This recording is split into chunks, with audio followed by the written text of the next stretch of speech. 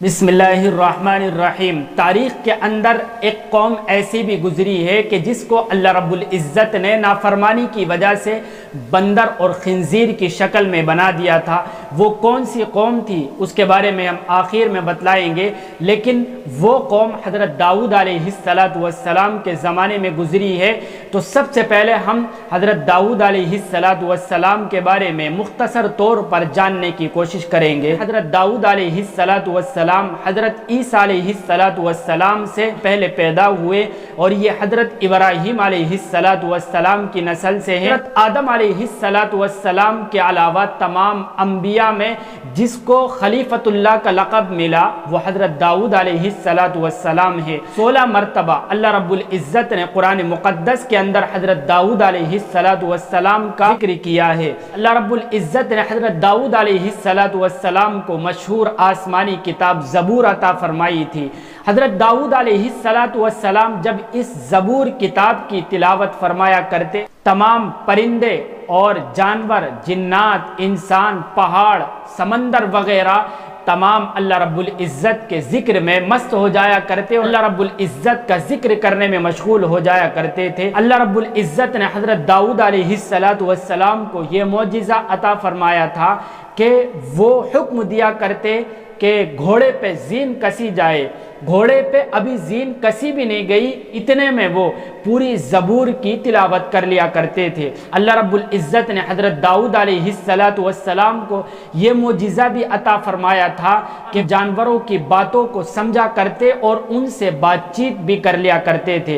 हज़रत दाऊद अलैहिस्सलाम को अल्लाह रब्बुल इज़्ज़त ने जहाँ बहुत सारे मोजिज़ात अता फरमाए, उनमें एक मोजिज़ा ये भी था कि अल्लाह रब्बुल इज़्ज़त ने लोहे को उनके हाथ में मोम बना दिया था। यानी लोहे की किसी भी चीज़ को बनाने के लिए उनको भट्टी में तपाना नहीं पड़ता था और न किसी हथौड़ी वगैरह का सहारा लेना पड़ता था, बल्कि हाथ से ही लोहे की कोई भी चीज़ बना लिया करते थे। अल्लाह रब्बुल इज़्ज़त ने उनको ये एक ख़ास मोजिज़ा अता फरमाया था। हज़रत दाऊद अलैहिस्सलाम अल्लाह रब्बुल इज़्ज़त की इबादत में मशगूल रहते थे। रिवायात के अंदर बयान किया जाता है कि रात के 3/3 हिस्से में वो अल्लाह रब्बुल इज़्ज़त की इबादत किया करते थे और आखिरी हिस्से में आराम फरमाया करते थे। और उनके रोज़े रखने का मामूल ये था कि वो एक दिन रोज़ा रखा करते थे, अगले दिन नहीं रखा करते थे, फिर तीसरे दिन वो रोज़ा रखते थे। यानी साल में 6 महीने रोज़ा रखा करते और 6 महीने वो इफ्तार किया करते थे और एक दिन छोड़ के वो रोज़ा रखते थे। और जहाँ तक उनकी बादशाहत का तज़किरा है तो हज़रत दाऊद अलैहिस्सलाम ने तकरीबन रिवायात के अंदर जैसा कि बयान किया जाता है कि 70 साल में फ़िलिस्तीन, इराक़, शाम, उर्दुन तक बहुत सारे इलाकों को अपने कब्ज़े में कर लिया था। अल्लाह रब्बुल इज़्ज़त ने जिस कौम को बंदर और खिंजीर बनाया था वो बनी इसराइल की कौम थी। अल्लाह रब्बुल इज़्ज़त ने इस कौम को बंदर और खिंजीर इसलिए बनाया था, इस कौम को ये हुक्म दिया गया था कि हफ्ते के दिन तुम्हें शिकार नहीं करना है, सिर्फ अल्लाह रब्बुल इज़्ज़त की इबादत करनी है। लेकिन इस कौम ने नाफरमानी की तो अल्लाह रब्बुल इज़्ज़त ने इस कौम के नौजवानों को बंदर और जो बूढ़े लोग थे उनको खिंजीर बना दिया था। रिवायात के अंदर बयान किया जाता है कि 3 दिन के बाद ये तमाम लोग मर गए थे। लिहाजा आप अलैहिस्सलाम से किसी सहाबी ने पूछा कि वो जो बंदर और खिंजीर बनाए गए थे, तो आज ये जो बंदर नज़र आते हैं या खिंजीर नज़र आते हैं, ये वही कौम है या दूसरी कौम है, या अल्लाह रब्बुल इज़्ज़त ने अलग से कोई मखलूक पैदा फरमाई है?